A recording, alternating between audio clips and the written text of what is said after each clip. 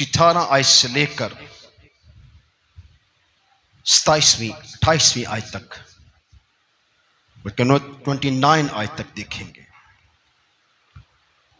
और थुआतिरा की कलीसिया के फरिश्ते को लिख के, खुदा का बेटा जिसकी आंखें आग के शोले की मानद है और पांव खालिस पीतल की मानद है, वो ये फरमाता है, मैं तेरे कामों, मोहब्बत और ईमान और खिदमत और सब्र को जानता हूं, और ये भी कि तेरे पिछले काम पहले कामों से ज्यादा हैं।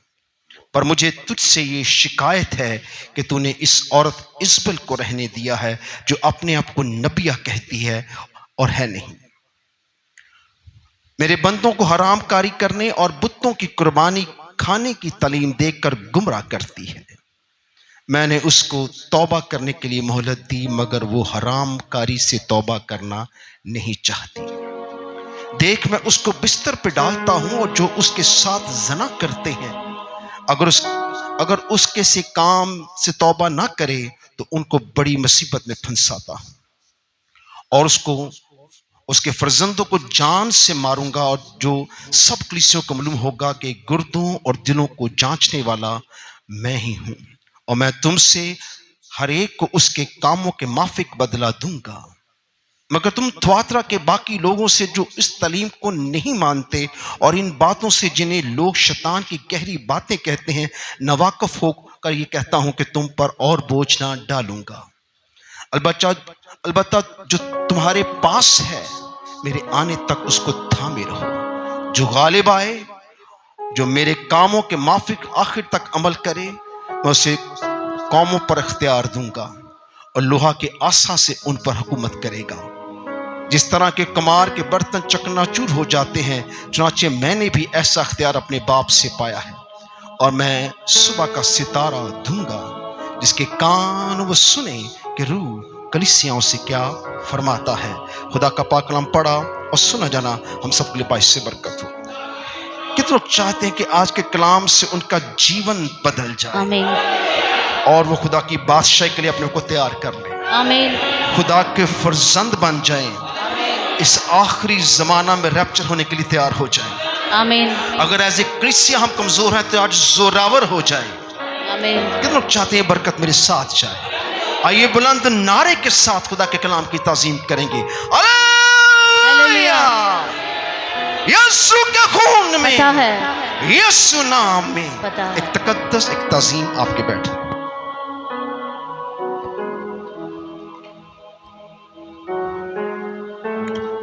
थुआतिरा की कलीसिया के फरिश्ते को लिख, खुदा का बेटा जिसकी आंखें आग के शोले की मानद हैं और पांव खालिस पीतल की मानद है, वो ये फरमाता है, मैं तेरे कामों, मोहब्बत, ईमान, खिदमत और सब्र को जानता हूं, और ये भी कि तेरे पिछले काम पहले कामों से ज्यादा हैं।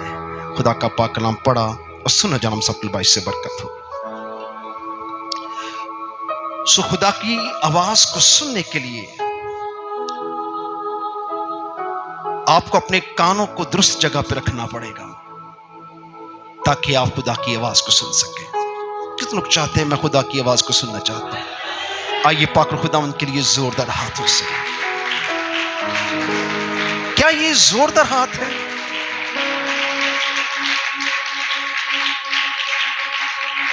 खुदा का बेटा जिसकी आंखें आग के शोले की मानद हैं, ऐसी आंखें जिसमें गुनाह ही नहीं है, पाक ही पाक है, और जिधर देखते हैं वो पाकीज़गी छा जाती है। अगर कोई गुनाहगार उसे देखे तो वो पाक हो जाता है, अगर कोई बीमार उसे देखे तो वो शिफा पा जाता है। वो आपके दिलों और गुर्दों को क्या करता है? जानता है। क्या आप खुदा के दिलों गुर्दों को जानते हैं? आपकी आंखें आसमान को पूरी तरह नहीं देख सकती, पर वो है जो आसमानों से झांकता है, हर एक के दिल और गुर्दे को जानता है।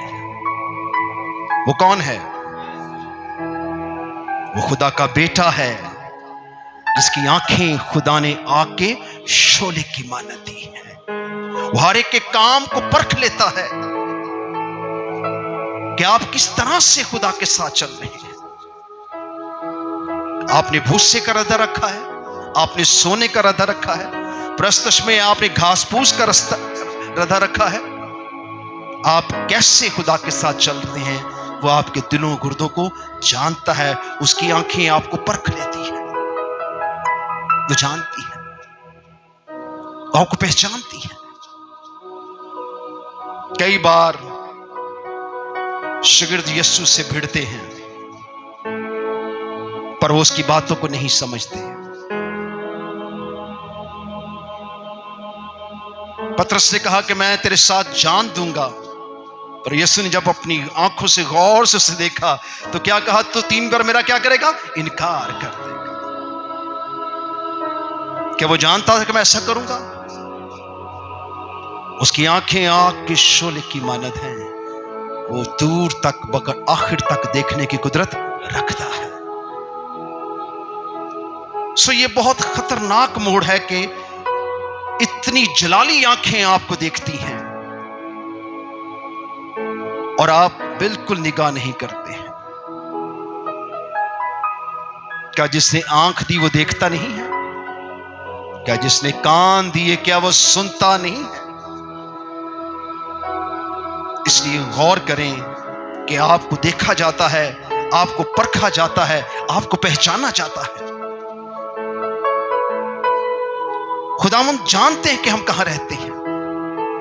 इस कलीसिया का, थुआतिरा की कलीसिया का भी वही हाल था जो पिछली कलीसिया का था।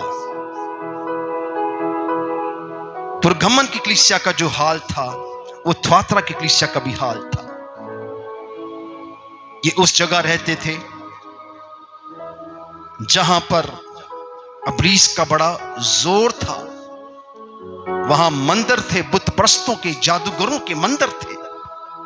और इस हालत में खुदा की कलीसिया यहां बनना बहुत मुश्किल था। एक औरत ने यहां पर ईमान रखा और यहां एक छोटी सी कलीसिया वजूद पाई। इस छोटी कलीसिया थी लेकिन इसका खत सबसे बड़ा है, क्योंकि खुदा को बड़ी कलीसियाओं से प्यार नहीं, उसको छोटी कलीसियों से भी क्या है, प्यार है, फिक्र है। इसलिए कहता छोटे गल्ले ना घबरा, मैं तुझे बहुत बढ़ाऊंगा। हालेलुया। तो थुआतिरा की कलीसिया के फरिश्ते को जब लिखा गया, यानी कि खादम को लिखा गया और उसने बताया कि मैं कौन हूं, मेरी आंखें आग के शोले की मानद है और पांव पीतल की मानद है। मैं तुझे देख सकता हूं, मैं ही तेरी अदालत करने वाला हूं, क्योंकि अदालत का सारा काम मेरे सुपुर्द किया गया। एक मसीही के ऊपर बड़ी रिस्पॉन्सिबिलिटी है कि वो किस तरह से जिंदगी गुजारता है। वो अपने ईमान को और अपने खुदा को रुस्वा तो नहीं कर रहा, क्या पूरे दिल, पूरी जान, पूरी अक्ल से वो अपने खुदा की इबादत करता है। ये बहुत जरूरी है कि आप इन बातों को जानें, इन बातों को जो खुदा के कलाम में लिखे हैं अगर आपके दिल तक पहुंचती हैं तो यीशु की आंखें आपको क्या करती हैं, देखती हैं। क्या आपने खुदा के कलाम को कबूल किया? आप इसलिए बरकत हासिल नहीं करते, शिफा नहीं पाते, क्योंकि आप खुदा के कलाम को अपने अंदर नहीं आने देते। जो खुद खुदा का कलमा है उसकी आंखें आग के शोले की मानद है। वो हर तारीकी को देख सकता है, हर अंधेरे में वो उजाला बन जाता है, हर उजाले में वो नूर बन जाता है और कोई उसका सामना नहीं कर सकता। उसकी आंखें बदी को ताड़ लेती हैं, उसकी आंखें दुश्मन के मंसूबे को नष्ट कर देती हैं। सो अय्यूब जब सारे दुख और इब्लीस के सारे मंसूबे में दर्द और दुख हासिल कर चुका, उसका सब कुछ बर्बाद हो गया, तो आखिर उसने जमीन को पर हाथ मारे और कहा मेरी ही आंखें तो उसे देखेंगी, ना के बेगाना की। मेरे ही होंठ उसकी क्या करेंगे, ताजीम करेंगे, ना के बेगाना की। सो उसने अपने खुदा को पहचाना और खुदा ने अपनी निगाह उस पर डाली कि ईमान की रूह में आ गया है, और उसी घड़ी से क्या पाई? निजात पाई। खुदा आपको बरकत देना चाहता है। इस कलीसिया का बहुत बुरा हाल था, बहुत ज्यादा बुरा हाल। एक तो ये बहुत छोटी कलीसिया थी, दूसरा यहां पर इब्लीस का बड़ा जोर था, और बाकी जो कलीसिया थी वो रोमी हुकूमत के ताबिया थी। जब कलीसियाएं हुकूमतों के ताबिया हो जाएं तो फिर खुदा की आवाज दम हो जाती है। यह बहुत खतरनाक मोड़ था। जैसे पिछले दिनों हमने सीखा कि जैसे एक कलीसिया ने दुनिया से क्या कर ली? शादी कर ली। पुरघमन की कलीसिया ने दुनिया से शादी कर ली। वो दुनिया के हम शक्ल बनना चाहते थे। इसी तरह इस कलीसिया ने भी अपने आप को रोमी हुकूमत के ताबिया कर दिया, बरकतें यानी कि दुनियावी चीजों को हासिल करने के लिए। इसलिए इसकी बर्बादी के लिए वहां का जो खादम था उसकी एक नहीं चलती थी, बल्कि वो नबिया जो अपने आप को नबिया समझती थी वो कुछ भी नहीं थी। उसके बारे में यहां जिक्र है कि वो इस कलीसिया को तबाह कर रही थी। यहां उसका तल्लक एक ऐसी औरत से किया गया है जो अजीब है। लेकिन इससे पहले कि हम आगे बढ़ें, खुदा का बेटा जिसकी आंखें आग के शोले की मानद है, पांव खालिस पीतल की मानद, वो फरमाता है मैं तेरे कामों को, तेरी मोहब्बत और तेरे ईमान और तेरी खिदमत और सब्र को क्या करता हूं? जानता हूं, और ये भी कि तेरे पिछले काम पहले कामों से ज्यादा है। तो सरगर्म है खुदा को हासिल करने के लिए, तो खुदा के साथ चलना चाहती है, तो अपने वक्त की दैयक की भी खुदा को दे रही है, अपने वक्त के साथ खुदा की इबादत प्रस्तुत करती है। तो खुदावन के लिए सरगर्म है। तेरे पहले काम कम थे लेकिन अब ज्यादा हुए हैं, लेकिन इसके बावजूद तेरी हालत बड़ी खराब है। कभी कभी हम अपनी हालत पे गौर नहीं करते कि खुदा के साथ मेरा क्या रिलेशन है। आपके घर में बीमारी पड़ी है, आपके घर में माली हालात खराब है, आपके घर में झगड़ा है, रगड़ा है, रुपए पैसे पे बरकत नहीं है, सुराखदार थैली है आपके घर में, तो आपने कभी इन चीजों को दरियाफ्त नहीं करते, बल्कि आप वक्त पर, हालात पर निगाह रखते हैं। आप उस पर निगाह नहीं रखते जिसकी आंखें आग के शोले की मानद है।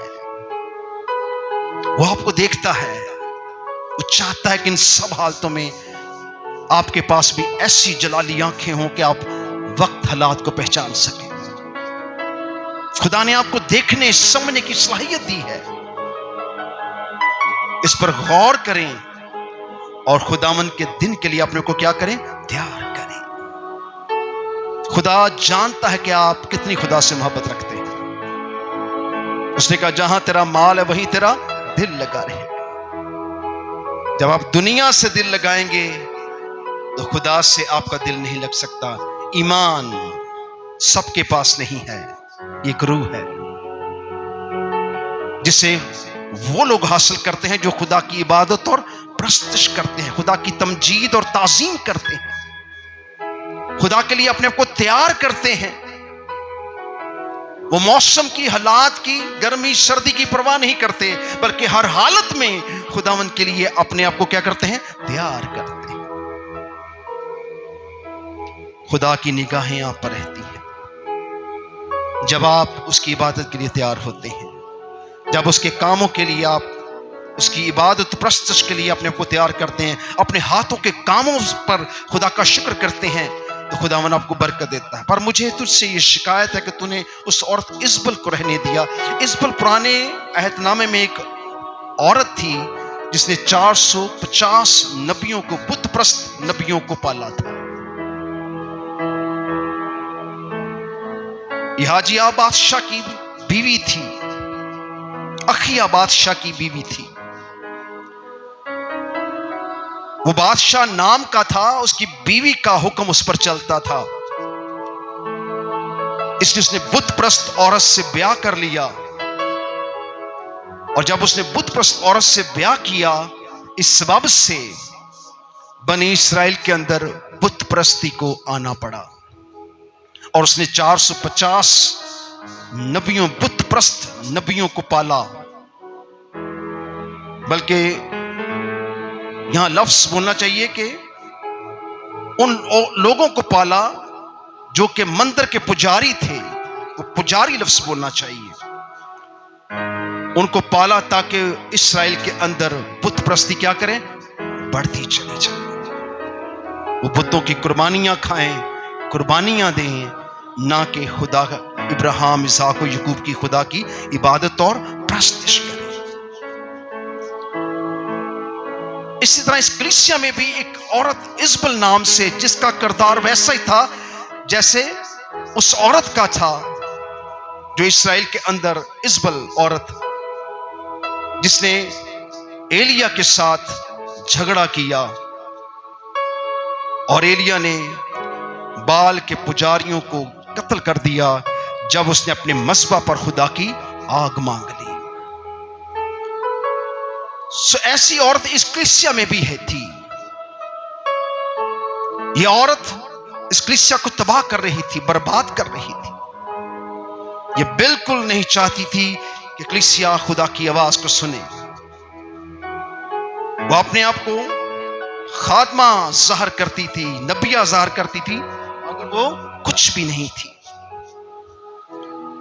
वो भी एक खादम की बीवी थी और वो खिदमत के लिए बिल्कुल खुदा ने उसे नहीं लिया था, लेकिन इस बात को लेकर वो कलीसिया को बर्बाद करने के लिए इब्लीस के हथकंडे इस्तेमाल कर रही थी। वो हरामकारी उसकी वजह से कलीसिया के अंदर आ गई और बहुत से लोग उसकी हरामकारी यानी कि बुत प्रस्ती से जुड़ गए। आज भी बहुत सी कलीसियां बर्बाद हैं जिनके अंदर बुत प्रस्ती जैसी हरामकारी होती है, और इस बुत प्रस्ती के सबब से लोग बर्बाद हो गए, घराने बर्बाद हो गए हैं। आपने इनको कभी गौर से निगाह नहीं की। सब कुछ खुदा के कलाम के मुताबिक नहीं होता है। खुदा का घर खुदा के कलाम के मुताबिक होना चाहिए। बहुत सी डोमिनेशन खुदा के कलाम के मुताबिक नहीं है। बहुत सी कलीसियां खुदा के कलाम के मुताबिक नहीं है। उनका वजूद किसी और वजह से है, ना कि मसीह की वजह से। वो नाम मसीह का लेते हैं पर उसको नहीं जानते, बल्कि उसके सबब से उसका नाम लेके बुतप्रस्ती और हरामकारी जैसे कामों को सरंजाम दिया जाता है। आप देख सकते हैं कैथोलिक चर्च के अंदर मुकद्दस मरियम का बुत रखा जाता है। इससे पिछले जाए तो यीशु जी का भी बुत रख देते थे ताकि लोग खुदा से हट जाएं और इन बुतों की तरफ निगाह करें जो ना बोलते हैं, ना सुनते हैं और ना देखते हैं। उस खुदा को छोड़ देते हैं जिसकी आंखें आग के शोले की मानद है, जिसके पांव पीतल के हैं, जिसने आपकी अदालत करनी है। सो ऐसी कलीसियाएं जो खुदा से नहीं डरती हैं बल्कि खुदा के कलाम के खिलाफ खड़ी हो जाती हैं। सो जहां कहीं भी बुत है वो कलीसिया खुदा से क्या है, दूर है। और अगर आप में से कोई भी ऐसी हरकत करता है कि जाके चढ़ावे चढ़ाता है, देगे चढ़ाता है, तो वो हरामकारी में शामिल है। खुदावन ने आपके लिए जान दी। किसने आपके लिए जान दी है? यीशु। आपको किसी कफारे की जरूरत नहीं है।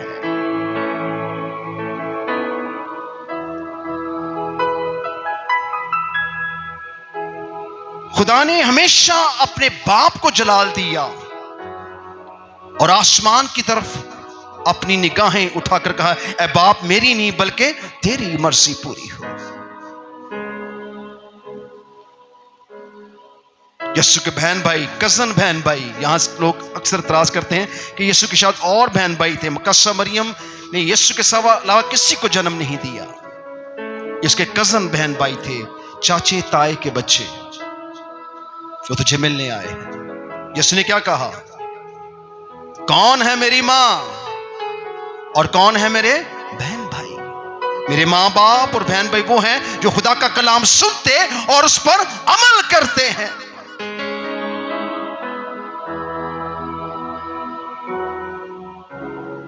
जो रूह कुदस जब नाज़िल हुआ तो मुकद्दसा मरियम भी 120 की जमात में थी। उसने यीशु को रूह कुदस की कुदरत से जन्म दिया। ये एक जबरदस्त काम था।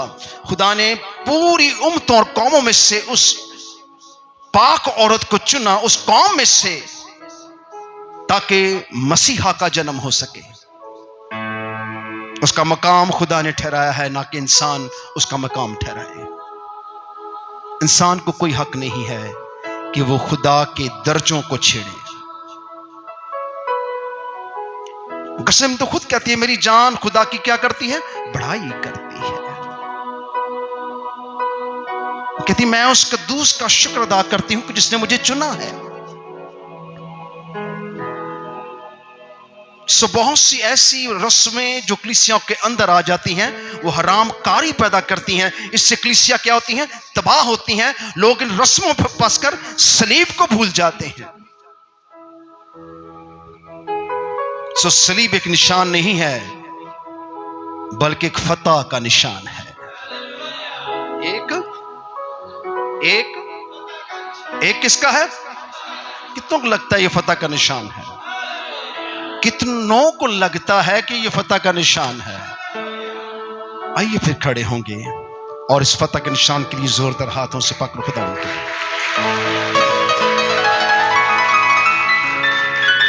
ये फतह का निशान इसलिए है, जिसने इस पे जान दी वो खुदा का क्या है? वो खुदा का क्या है? आइए गर्ज की आवाज से बोलेंगे, वो खुदा का क्या है? बेटा है। जिसने इस पे जान दी, ना वो इंसान के इरादे से, ना वो इंसान के खून से, बल्कि खुदा से पैदा हुआ। इस खत में इब्ने आदम के नाम से यीशु को पुकारा गया है, ना कि इब्ने मरियम।